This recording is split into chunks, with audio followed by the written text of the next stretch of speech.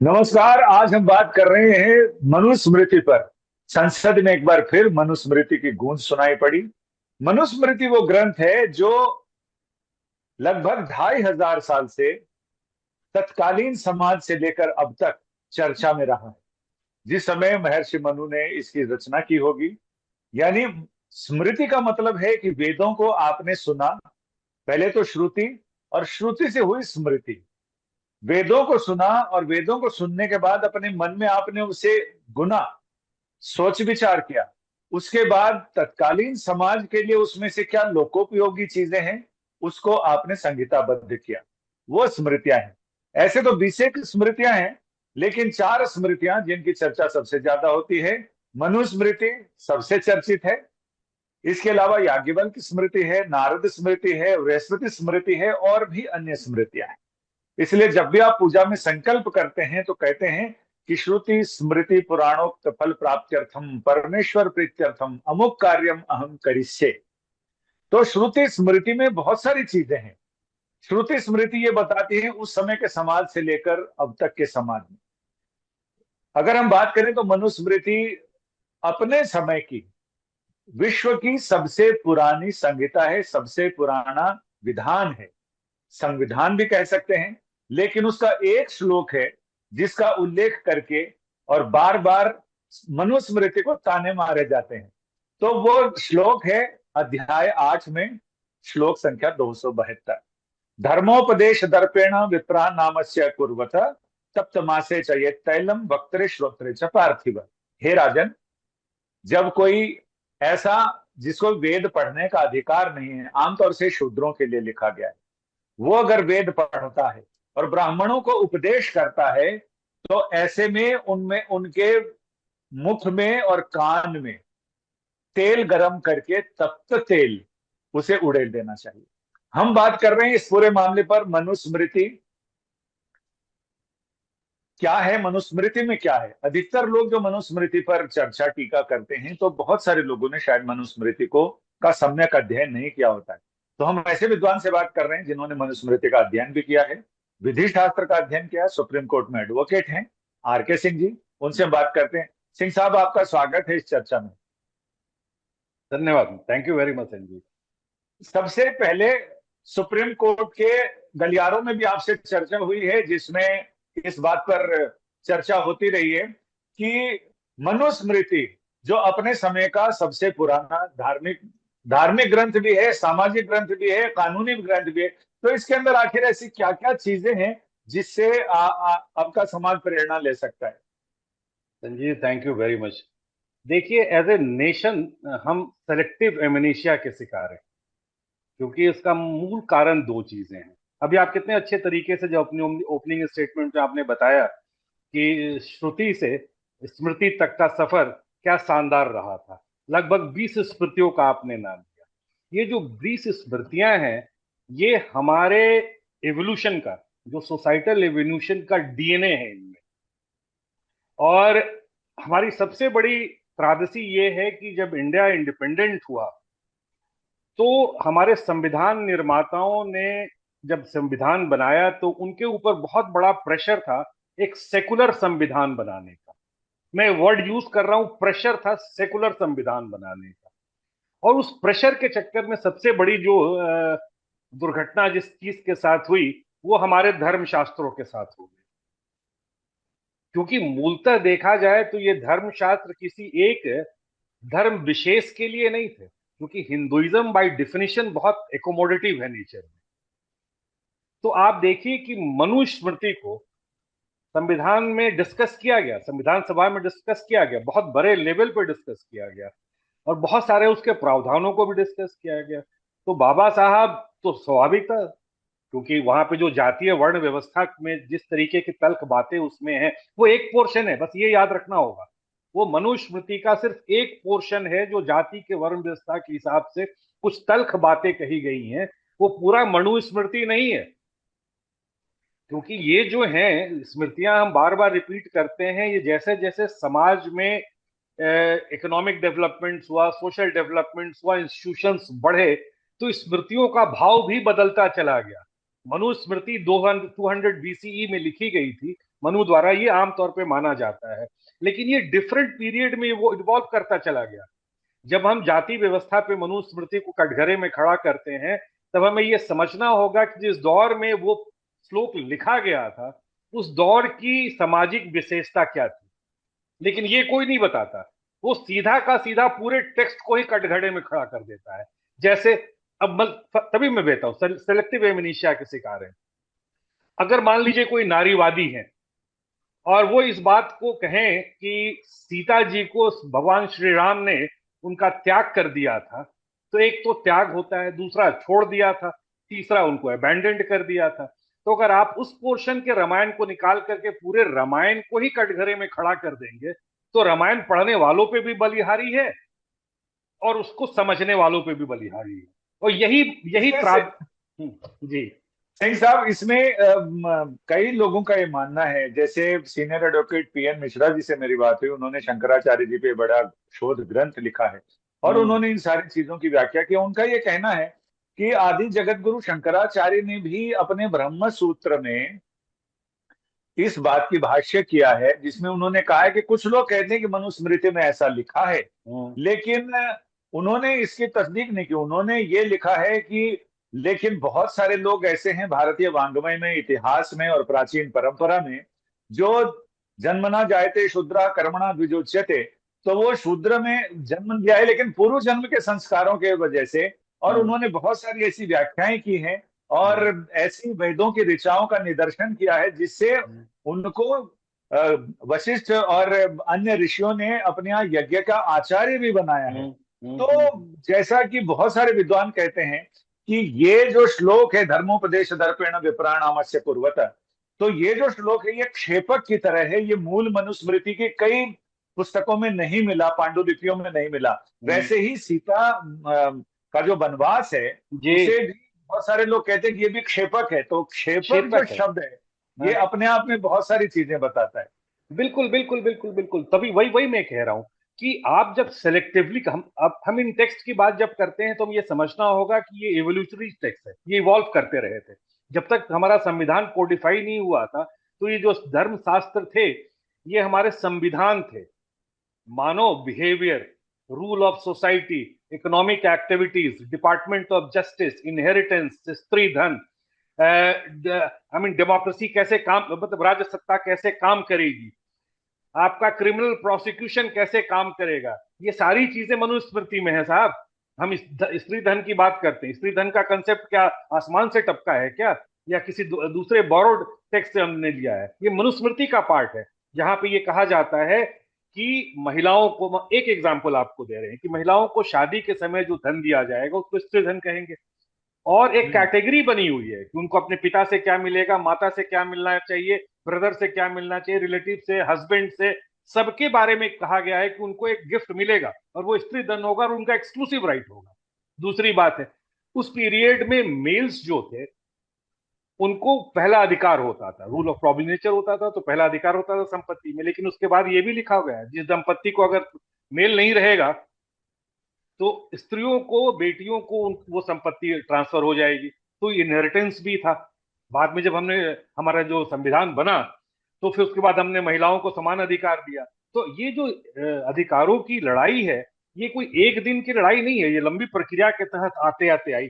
और दूसरी बात है, अब बहुत इंटरेस्टिंग बात मैं आपको बता रहा हूं कि सेकुलर कॉन्स्टिट्यूशन बनने के बाद हम गालिब, फैज, मजाज, इन सबको अपने जजमेंट्स में कोट करते हैं, चार्ल्स को करते हैं, डिकेंस को करते हैं, शेक्सपियर को करते हैं, लेकिन हम कभी अपनी स्मृतियों को कोट नहीं करते या बहुत कम करते हैं।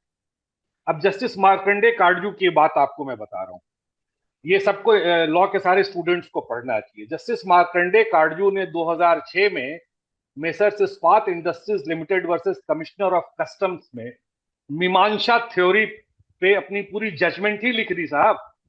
गुणा प्रधान, गुणा प्रधान एक थ्योरी है जो कहता है कि कोई बड़ा, अगर एक बिगर आइडिया है जो व्यापक आइडिया है, उसके सामने अगर एक सबऑर्डिनेट आइडिया है तो सबऑर्डिनेट आइडिया को व्यापक आइडिया के अंदर जाना होगा। मींस सेंट्रल लेजिस्लेशन जो है हमेशा स्टेट, सबऑर्डिनेट स्टेट लेजिस्लेशन के अधीन में रहेगा। अब बताइए, ये हमारे उन्हीं शास्त्रों का पार्ट है। बाद में जस्टिस काटजू ने अनेक जजमेंट में इसका ये किया। उन्होंने तो दो दो इतने बड़े आर्टिकल्स लिखे मीमांसा थ्योरी ऑफ इंटरप्रिटेशन पे कि आज के डेट में अगर उसको लॉ की किताबों में पढ़ाया जाए तो हमारे बच्चों को कोड ऑफ हम्मुराबी पढ़ने की जरूरत नहीं पड़ेगी, लैटिन फ्रेज पढ़ने की जरूरत नहीं पड़ेगी। ये सारी चीजें हमारी धर्मशास्त्रों में हैं, लेकिन अनफॉर्चुनेटली संजय जी हमारे जुडिशरी का भी ध्यान वहां नहीं जा रहा है जो जाना तो चाहिए।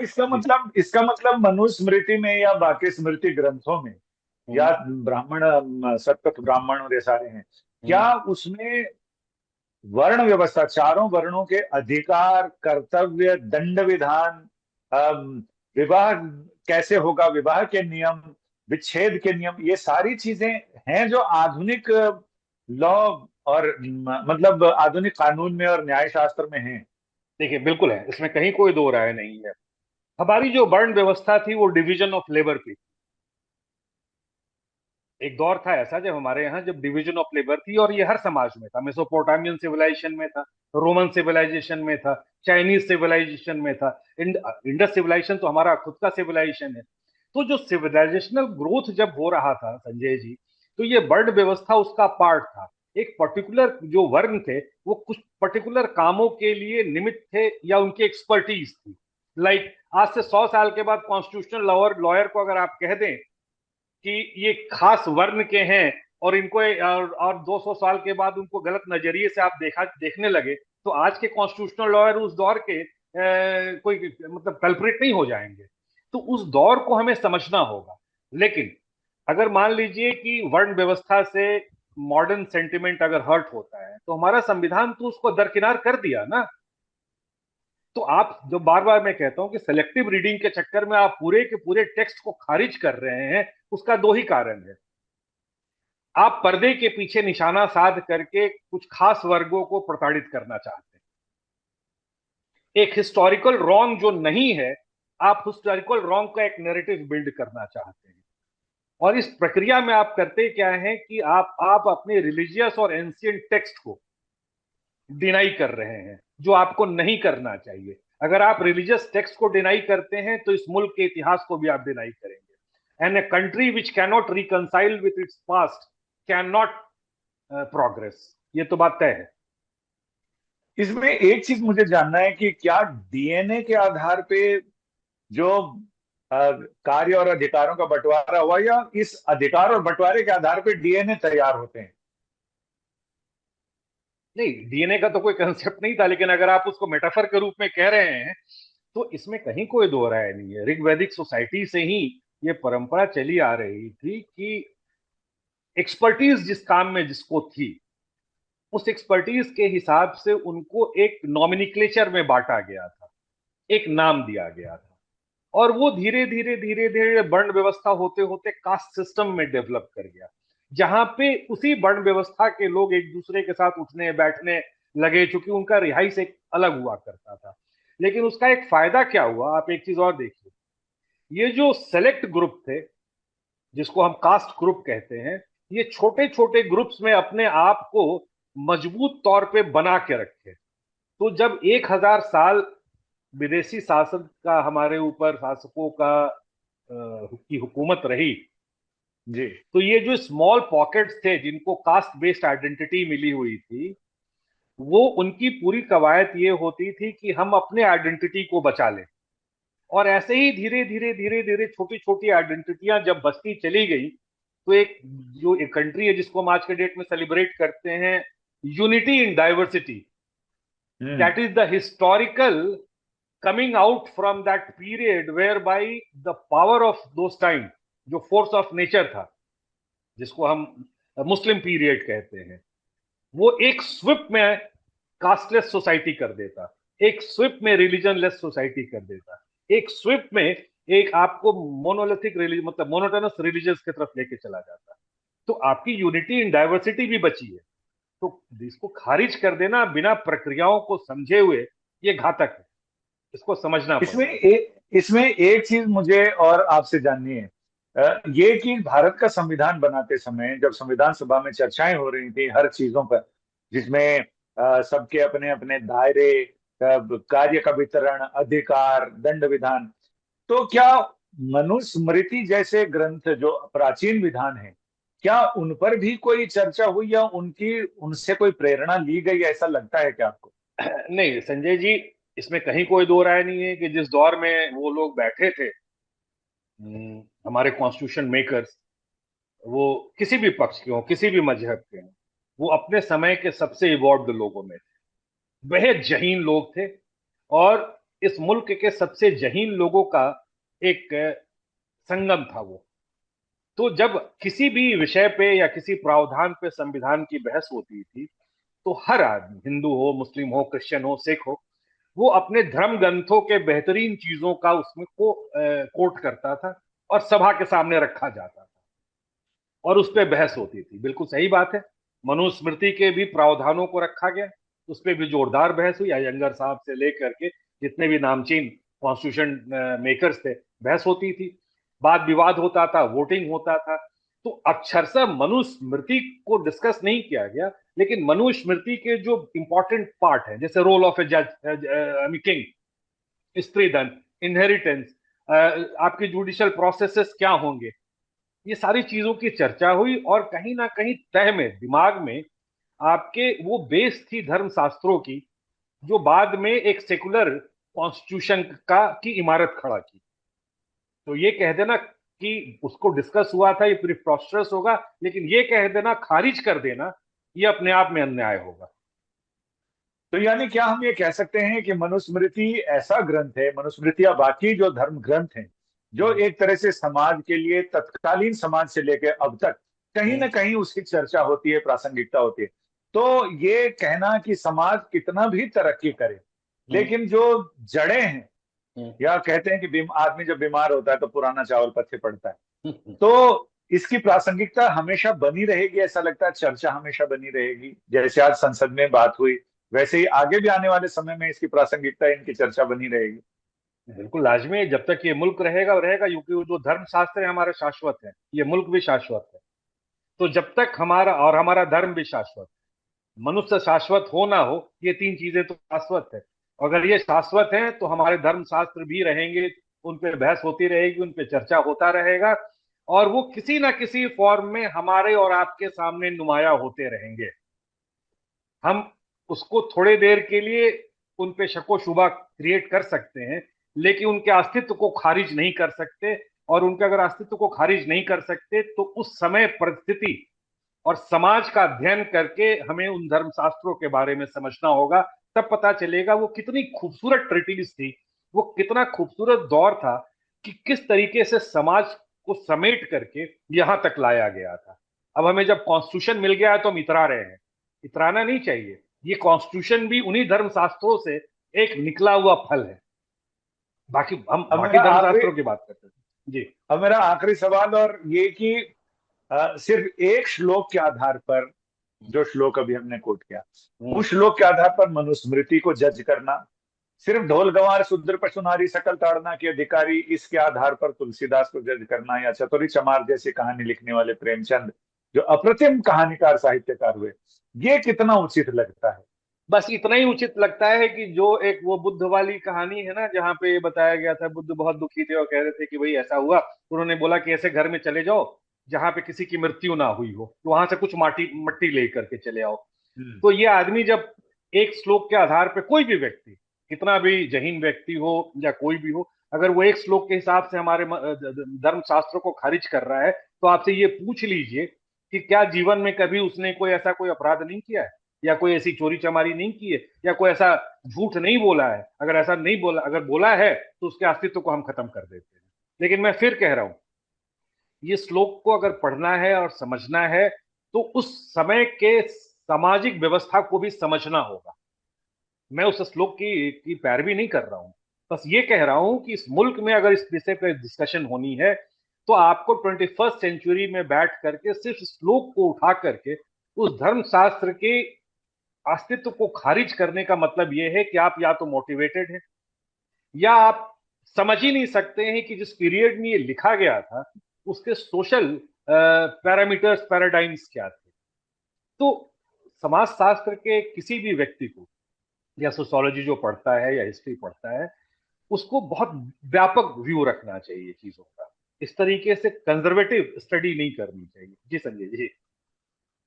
आपका बहुत बहुत शुक्रिया, आपने इतनी सारी जानकारियां दी जिसमें इतिहास से लेकर न्याय शास्त्र और ऐसे जजमेंट्स भी कोट किए जिसमें जस्टिस काटजू, जिनके जजमेंट्स को लेकर आमतौर से आलोचना ही होती है, लेकिन आपने उनको एक अलग परिप्रेक्ष्य में रखा। ये चीज बताती है कि हमें अपना फोकस, अपना बाइस्कोप कितना बड़ा रखना चाहिए। अगर वो नैरो होगा तो उसमें छोटी चीजें दिखेंगी, लेकिन हमें खुर्दबीन की तरह होना चाहिए, जो बिल्कुल एक लेंस में देखे और उसे सारी चीजें स्पष्ट दिखाई दें, जिसको न्याय शास्त्र में कहते हैं हस्तामलक न्याय। लेकिन क्योंकि हाथ पर रखे हुए आंवले की तरह जितना स्पष्ट दिखाई दे सकता है देखें, लेकिन उसके लिए जरूरी है कि नजर बदलिए, नजरिया बदलेगा, और सोच बदलिए तो जरिया बदलेगा। आपका बहुत बहुत शुक्रिया, धन्यवाद। Thank you, thank you.